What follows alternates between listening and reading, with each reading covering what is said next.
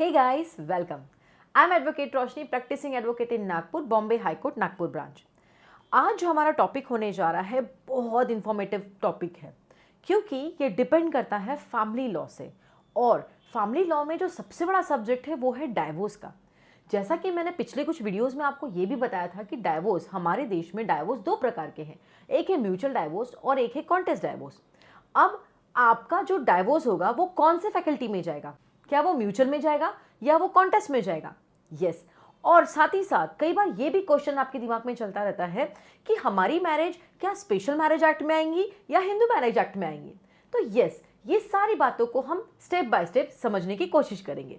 तो सबसे पहले मैं आपको बता दूं कि हाँ, जब हम डाइवोर्स फाइल करते हैं तो ये देखा जाता है सबसे पहले कि आपकी शादी स्पेशल मैरिज एक्ट में आती है या फिर हिंदू मैरिज एक्ट में आती है। तो सबसे पहला क्वेश्चन ये होता है कि आपकी शादी कौन से एक्ट में आएगी।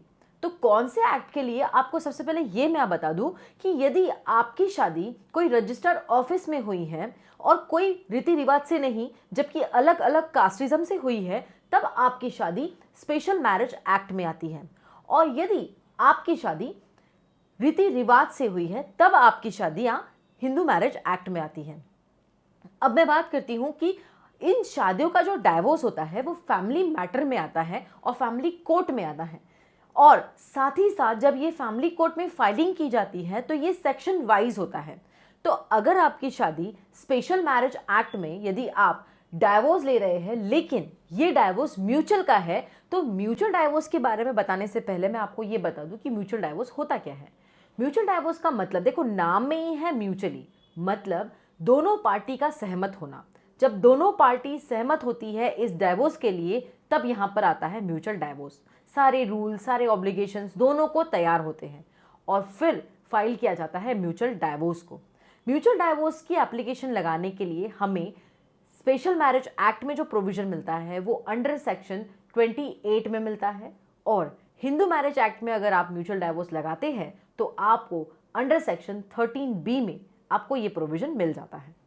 अब हम बात करेंगे कॉन्टेस्ट डाइवोर्स की। ये कॉन्टेस्ट डाइवोर्स क्या होता है? तो ये जो कॉन्टेस्ट डाइवोर्स होता है ये होता है जब एक पार्टी तैयार है और दूसरी पार्टी तैयार नहीं है डाइवोर्स के लिए, और एक पार्टी जब फाइल करती है और दूसरी पार्टी को उसकी फाइलिंग, उसके डाइवोर्स की फाइलिंग के बारे में पता नहीं होता, तब यहां पर आता है कॉन्टेस्ट डाइवोर्स।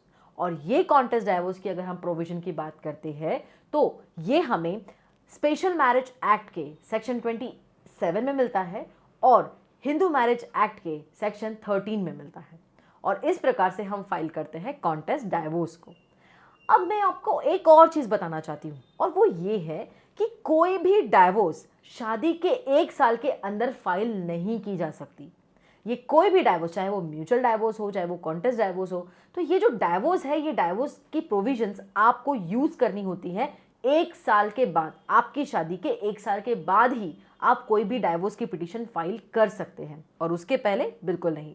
लेकिन फिर भी आप चाहते हैं कि नहीं, हमें साथ में रहना ही नहीं है, हम लीगली सब अलग होना चाहते हैं, 1 साल के अंदर ही हमें अलग होना है, तभी आपके पास एक और प्रोविजन मिलता है, और वो मिलता है जुडिशियल सेपरेशन का, अलग अलग रहने का, लीगल सेपरेशन जिसे हम कहेंगे।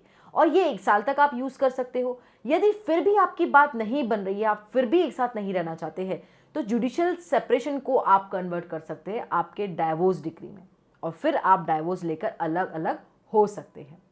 अब हम बात करते हैं एक और चीज जो मैं बताना चाहती हूँ, वो ये है कि अगर मान लो कोई कपल है और वो ये चाहता है कि उनकी शादी को ही खारिज करे, मतलब वो शादी ही नहीं हो, ऐसा दिखाया जाए कि वो शादी का ही कोई अस्तित्व नहीं था, तो इसके लिए आपके पास एक और प्रोविजन है, और वो है वॉइडेबल मैरिज की। अपनी मैरिज को ही खत्म कर सकते हैं वॉइडेबल मैरिज में लगाकर। ये तो सारी इंफॉर्मेशन हुई डाइवोर्स पिटीशन फाइल करने की। अब डाइवोर्स के फाइल होने के बाद उसके प्रोसीडिंग्स की। देखो, ये तो बहुत इंपॉर्टेंट है, और ये शायद आप भी जानते होंगे कि जिस तरीके से कोई शादी होने के लिए 2 लोगों का होना जरूरी है, बिना 2 लोगों की रजामंदी के शादी मान्य नहीं होती, वैसे ही डाइवोर्स में भी 2 लोगों का होना जरूरी है, या फिर दोनों लोगों को इन्फॉर्म होना जरूरी है कि उनकी शादी खत्म की जा रही है या वो डाइवोर्स में है।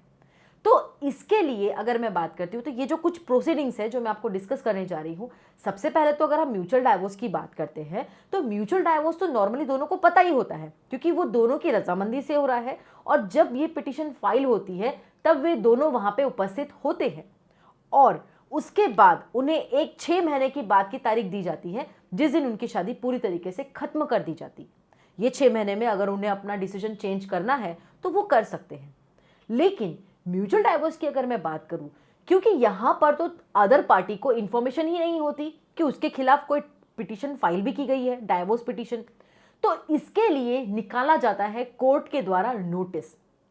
और ये जो नोटिस होता है, इस नोटिस में एक मेन प्लेंट लगा होता है और साथ ही साथ सारे डॉक्यूमेंट्स जो पिटिशनर ने लगाए होते हैं, और ये डॉक्यूमेंट्स लेकर जाता है कोर्ट का व्यक्ति जिसे हम कहते हैं बेलिफ। ये बेलिफ उस व्यक्ति, उस पर्टिकुलर व्यक्ति के पास जाकर, उस अपोजिट पार्टी के पास जाकर ये सारे डॉक्यूमेंट्स देता है और बाद में उसके ऊपर सारा इन्वेस्टिगेशन कर कर वो कोर्ट को इन्फॉर्म करता है और उसके रिपोर्ट के बाद ये तय होता है कि वो व्यक्ति को ये सारी नोटिस मिल चुकी है और अब वो इस इंफॉर्मेशन को जानता है कि उसके खिलाफ कोई पिटीशन फाइल हुई है जो कि डाइवोर्स की है। और तब अगर वो कोर्ट में आता है तब सारी की सारी प्रोसीडिंग्स चालू हो जाती है डाइवोर्स की। और मान लो इतना होने के बावजूद भी यदि वो व्यक्ति कोर्ट में नहीं आता या फिर कोर्ट में कोई भी सूचना या कोई भी एप्लीकेशन नहीं डालता, तब हमें स्टेप्स लेने होते हैं। तो ये जो स्टेप्स होते हैं वो इस प्रकार से होते हैं कि सबसे पहले हमें आरपीएडी करना होता है, जो कि होता है पोस्ट, जो कि कोर्ट की परमिशन से ही हमें पोस्ट करने की अनुमति मिलती है। और अगर इससे भी बात ना बने तब हम उसे करते हैं मेल, या फिर हम व्हाट्सएप कर सकते हैं, या तो हम उसे कॉल पे भेज सकते हैं। इस तरीके से उसे नोटिस दिया जा सकता है। और बाद में अगर ये सब होने के बावजूद भी अगर काम ना बने तो आखिरी का स्टेज होता है नोटिस, पब्लिक नोटिस का। पब्लिक नोटिस इशू कराने का ये लास्ट स्टेज होता है। इस नोटिस के बाद आपको परमिशन मिल जाती है एक्स पार्टी एप्लीकेशन करने की और इस तरीके से बाद में इस डाइवोर्स को फिर खत्म करने का प्रोसीडिंग्स चालू हो जाता है। तो ये थे सारे डाइवोर्स फाइल और डाइवोर्स की प्रोसीडिंग्स के इंफॉर्मेशंस। और भी आगे मैं आपको और इंफॉर्मेशंस दूंगी। अब तक का इस फैमिली मैटर में जो इंपॉर्टेंट चीज़ें थी वो मैंने आपको आज बताई। आगे हम फिर मिलेंगे, अब तक के लिए इतना ही। Thank you so much. अगर आपको ये इन्फॉर्मेशन पसंद आई हो तो डेफिनेटली लाइक कीजिए, शेयर कीजिए और सब्सक्राइब कीजिए। और अगर आपको कुछ और इन्फॉर्मेशन चाहिए तो कमेंट कर ज़रूर बताइए। Thank you.